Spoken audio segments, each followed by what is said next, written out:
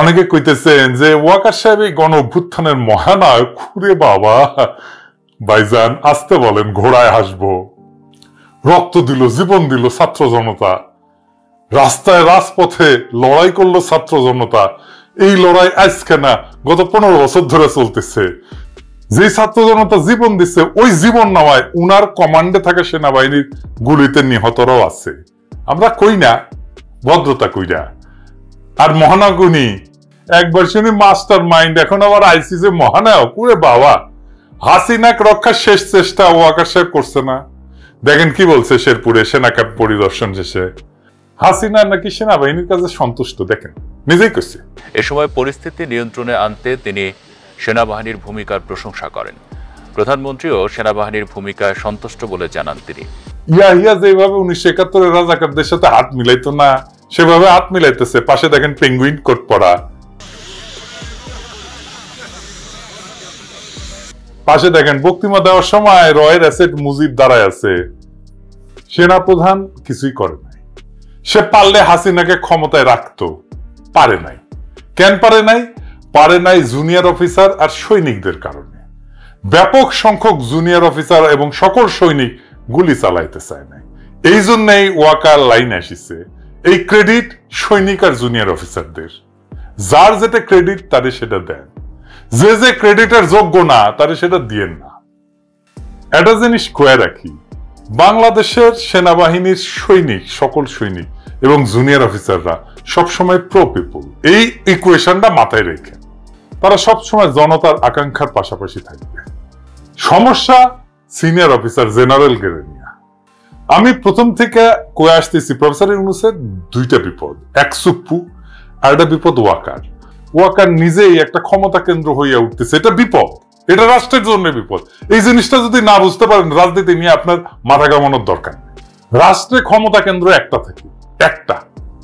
সে পাল্টা ক্ষমতা কেন্দ্র তৈরি করতেছে, যেহেতু তার আন্ডারে ট্রুপস আছে। আমি ওয়াকারের ওই বিকল্প ক্ষমতা কেন্দ্র ভাঙ্গা দিব।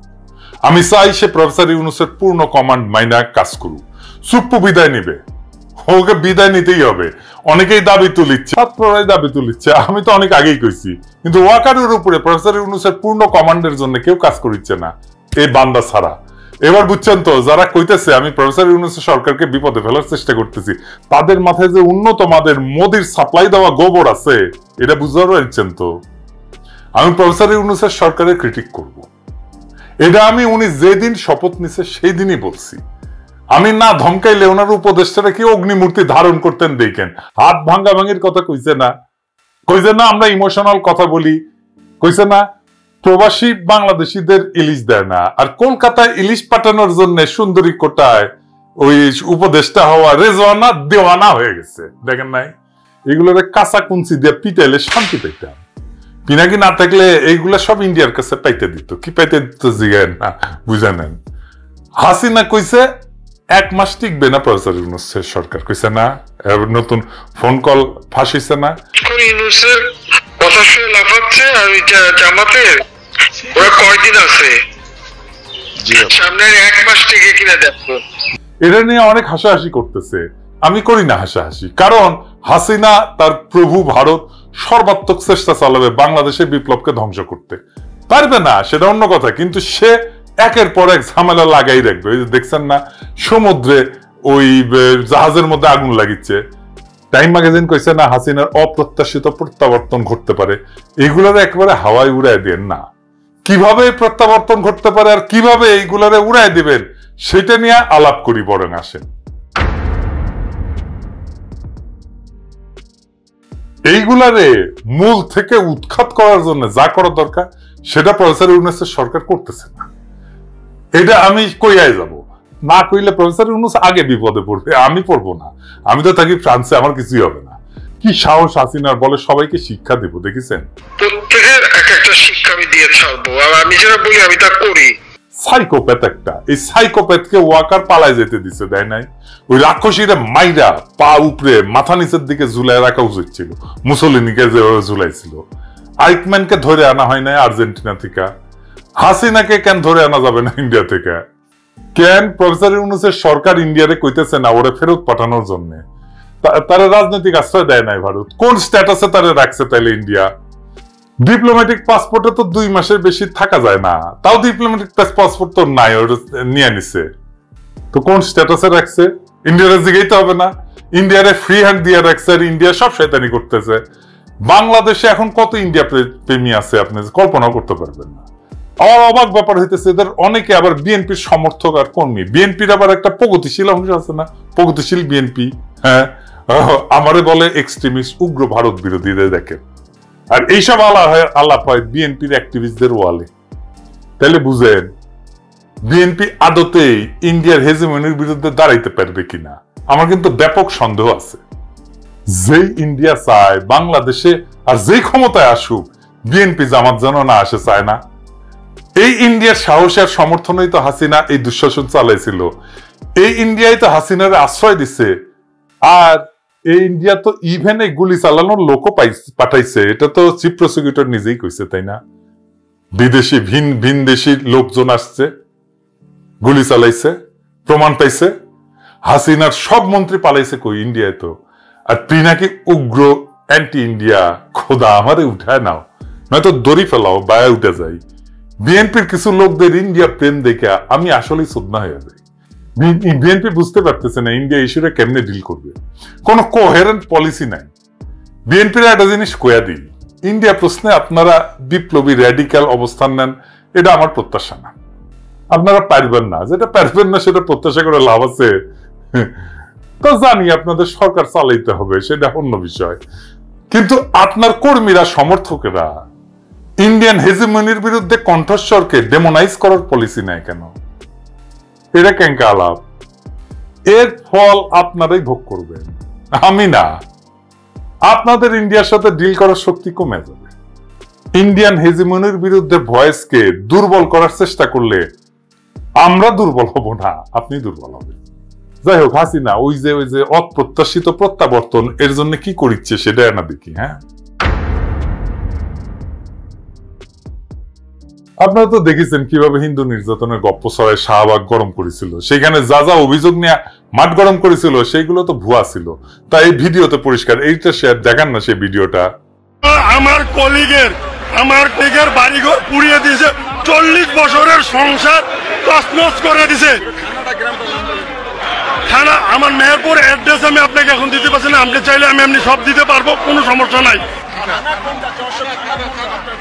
থানাটা ভুলে গেছি এই মুহূর্তে আমার মনে নাই, বাট হচ্ছে গেল আপনি আপনার বাড়ির থানা যদি আপনি ভুলে যান, এই ধরনের রং ইনফরমেশন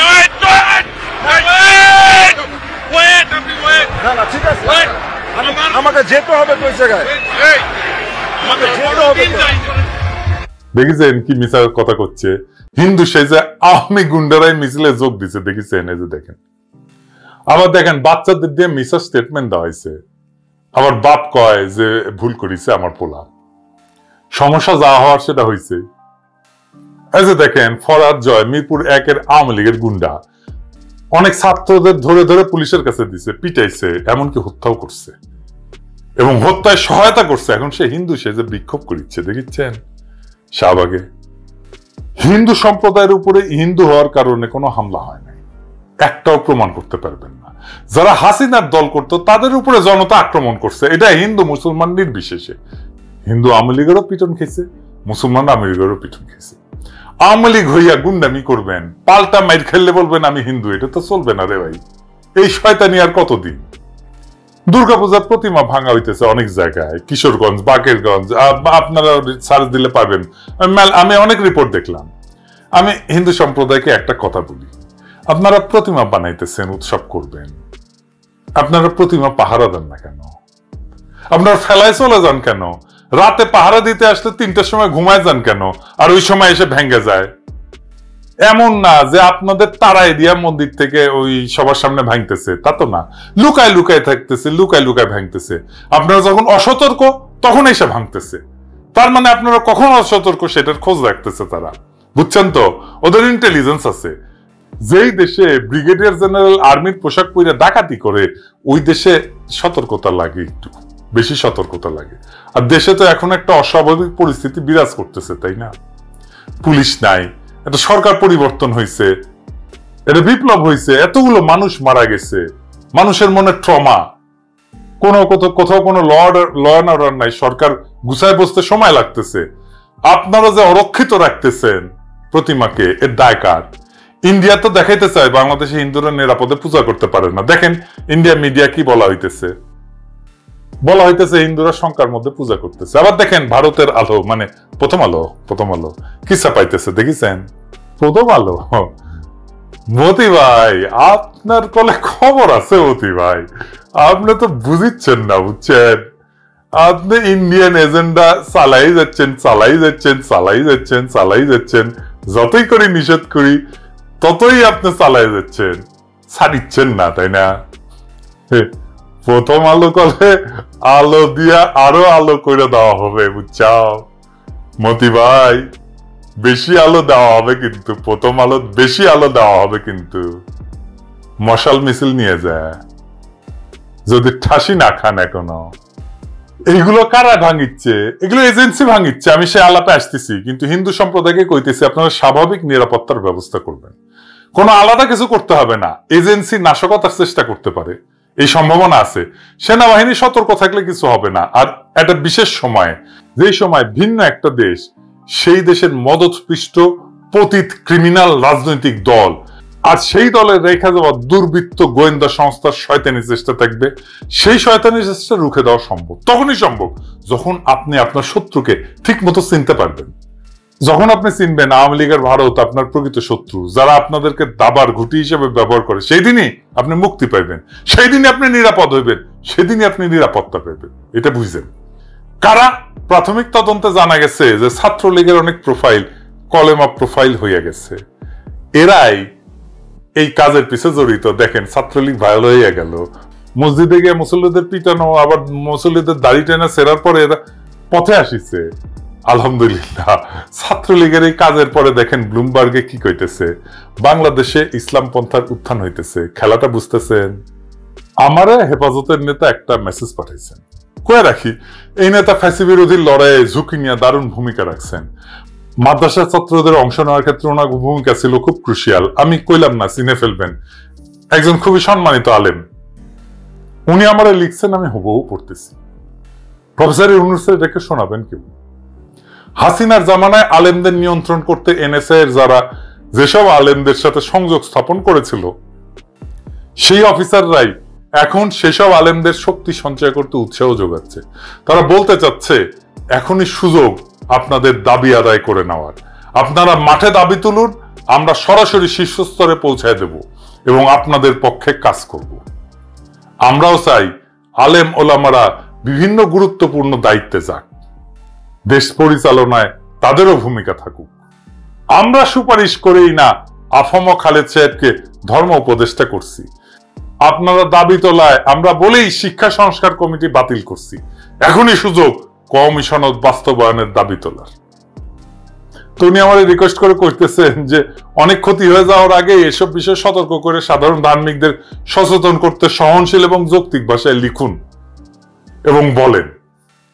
উনি আরো বলতেছেন যে ইসলামী অঙ্গনের বড় অংশ কিন্তু উগ্রবাদের বিপক্ষে এবং শান্তিকামী। বর্তমান তৎপরতার বিপদটা আপনি নজরে আনলে অনেকেই সচেতন হবেন এবং অনেকেই সচেতন করতে উদ্যোগী হইতে সাহস পাবেন। প্রফেসর ইউনূসকে পরামর্শ দিয়ে লেখা যায় কিনা যে হাসিনার সাজানো গোয়েন্দা সংস্থাগুলোর শুধু ডিজি পরিবর্তন করলেই হবে না, বরং এনএসআই এবং এর রাজনৈতিক শাখা এবং স্পেশাল অ্যাফেয়ার্স এর বিভাগের উপর থেকে নিচ পর্যন্ত সকল অফিসার এবং সদস্যদেরকে বদলাইতে হবে। যতগুলো জায়গায় উগ্রবাদের ইশারা দেখতেছেন, এটা করতেছে এনএসআই। এনএসআই মানেই কলে র। আমি ফ্রান্সে বসে এই খবর পাই, আর ঢাকায় বসে স্বরাষ্ট্র উপদেষ্টায় খবর পায় না, উপদেষ্টা মন্ডলী খবর পায় না।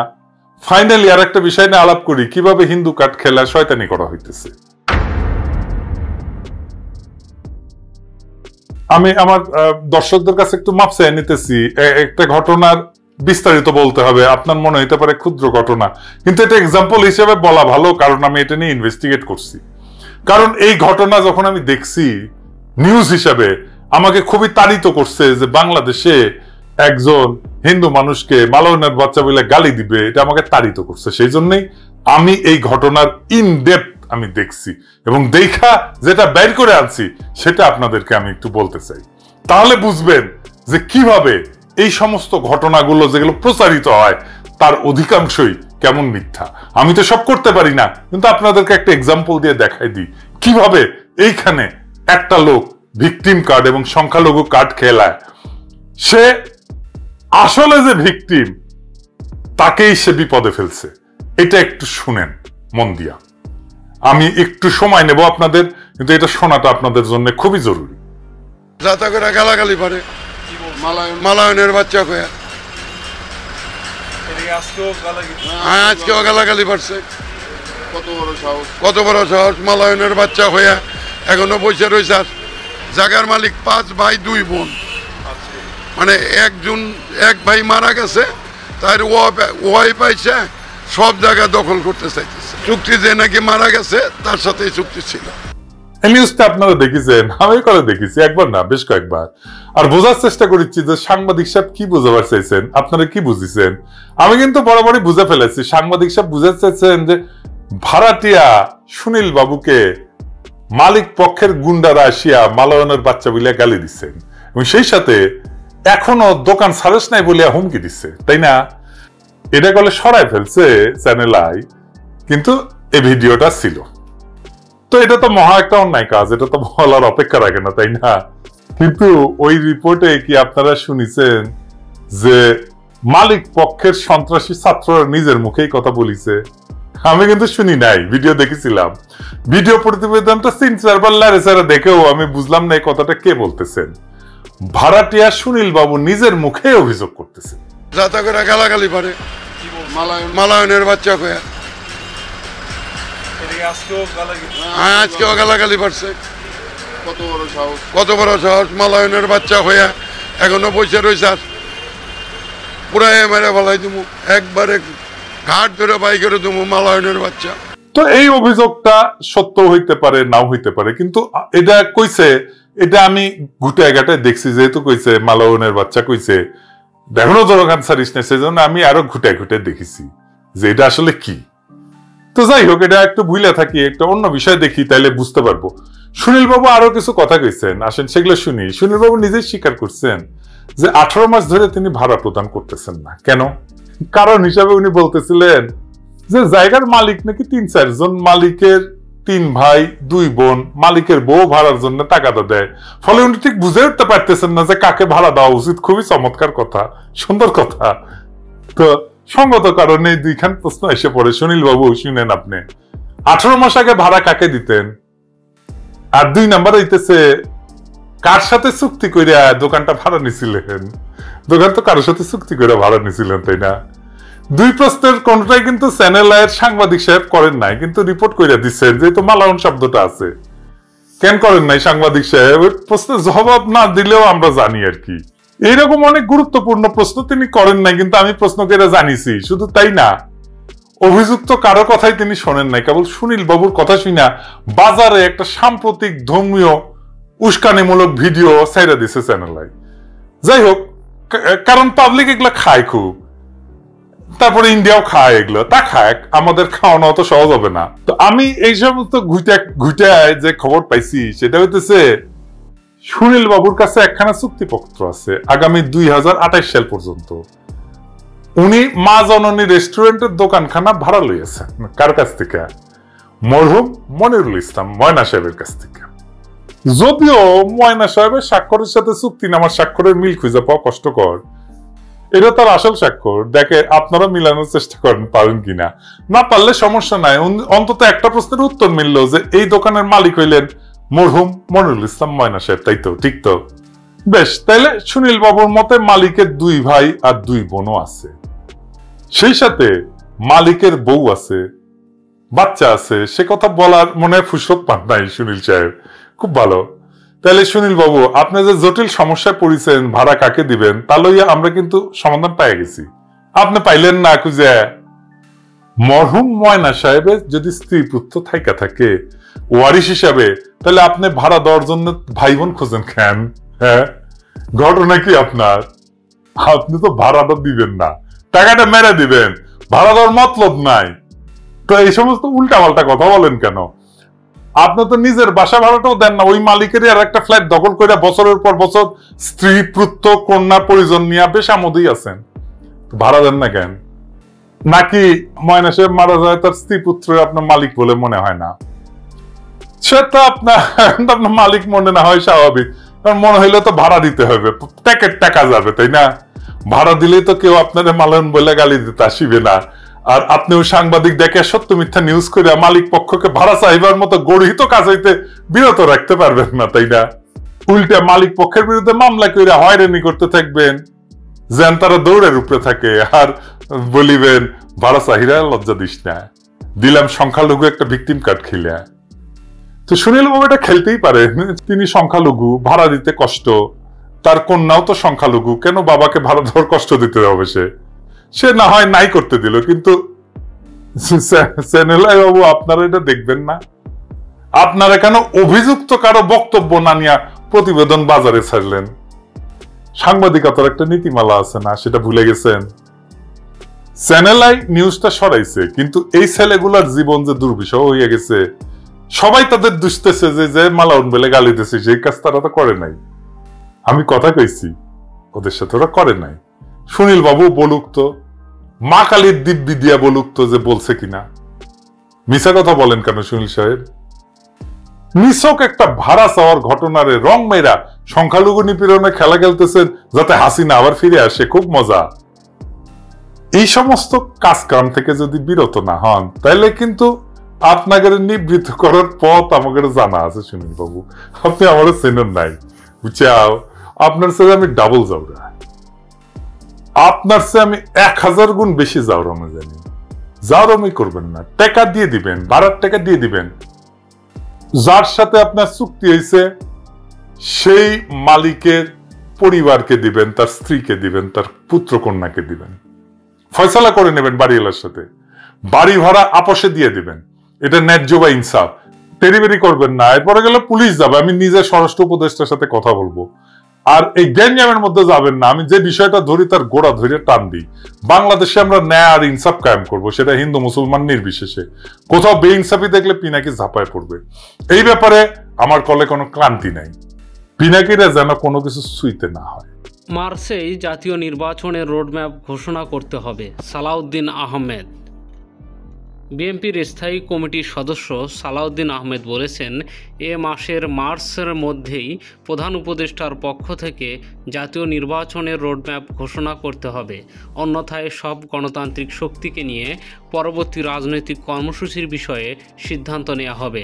শনিবার রাজধানীর কাকরাইল ডিপ্লোমা ইঞ্জিনিয়ারিং ইনস্টিটিউশনে ন্যাশনাল রিসার্চ ফাউন্ডেশন আয়োজিত আলোচনা সভায় প্রধান অতিথির বক্তব্যে তিনি এসব কথা বলেন।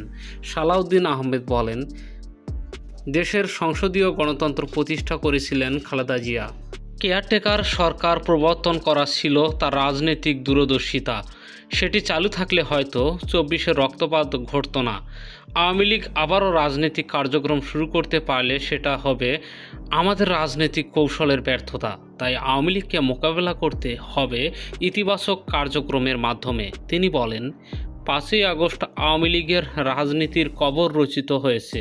তিনি প্রধান উপদেষ্টার উদ্দেশ্যে বলেন, আপনি বিদেশি গণমাধ্যমকে বলেছেন নির্বাচন ডিসেম্বরে হবে, তবে দেশের গণমাধ্যমে সরাসরি বলার সৎসাহস দেখানো উচিত।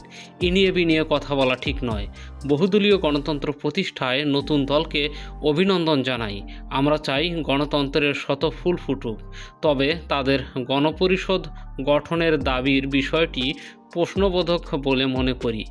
গণপরিষদ ও সেকেন্ড রিপাবলিক গঠনের কথা যারা বলছে, রাষ্ট্র ক্ষমতা দীর্ঘায়িত করাই তাদের উদ্দেশ্য। সালাউদ্দিন আহমেদ বলেন, যারা জাতীয় নির্বাচনের আগে স্থানীয় নির্বাচনের কথা বলছে তাদের ভিন্ন উদ্দেশ্য রয়েছে, কারণ তারা জাতীয় নির্বাচনকে নিজেদের অবস্থান নিয়ে ভয় পান। তিনি প্রশ্ন রাখেন, 24-এর আন্দোলন তো স্থানীয় নির্বাচনের দাবিতে হয়নি। তা বিষয়টি বিবেচনা করে সবাইকে কথা বলা উচিত। দেশের স্বার্থে সবাইকে ঐক্যবদ্ধ ভূমিকা পালন করার আহ্বান জানান তিনি। গণতন্ত্র পুনরুদ্ধার সংগ্রামে দেশনেত্রী বেগম খালেদা জিয়া এবং তারেক রহমানের ত্যাগ ও নেতৃত্ব শীর্ষক আলোচনা সভায় নন্দিত নেত্রী খালেদা জিয়া বইয়ের মোড়ক উন্মোচন অনুষ্ঠানে সভাপতিত্ব করেন ঢাকা বিশ্ববিদ্যালয়ের সাবেক উপাচার্য professor doctor Anwarullah Chowdhury. NRF ফাউন্ডেশনের সদস্য সচিব ফরিদউদ্দিন আহমেদ এর সঞ্চালনায় প্রধান বক্তার বক্তব্য রাখেন বিএনপির সিনিয়র যুগ্ম সচিব অ্যাডভোকেট রুহুল কবির রিজভী। বিশেষ অতিথি বক্তব্য রাখেন বিএনপির যুগ্ম মহাসচিব হাবিবুল্লাহ নবী খান সোহেল। এছাড়া বক্তব্য রাখেন মানবাধিকার বিষয়ক সম্পাদক ব্যারিস্টার নাসিরউদ্দিন আহমেদ অসীম। চেয়ারপারসনের উপদেষ্টা অধ্যাপক doctor Tajmeri S A Islam, Bangladesh federal সাংবাদিক ইউনিয়নের মহাসচিব কাদের গনি চৌধুরী, জাহাঙ্গীরনগর বিশ্ববিদ্যালয়ের পরিবেশ বিজ্ঞান বিভাগের চেয়ারম্যান ডক্টর জামাল উদ্দিন রণ, তারেক রহমানের উপদেষ্টা কাউন্সিলের সদস্য ডক্টর মাহাদি আমিন, স্বেচ্ছাসেবক দলের সাবেক সভাপতি আব্দুল কাদের ভূঁইয়া জুয়েল, তারেক রহমান প্রমুখ উপস্থিত ছিলেন। সম্মানিত প্রিয় দর্শক, ভিডিওটি সম্পর্কে আপনাদের মহামূল্যবান মতামত কমেন্ট করে জানিয়ে দিন। সবাই সুস্থ থাকুন, ভালো থাকুন। আসসালামু আলাইকুম।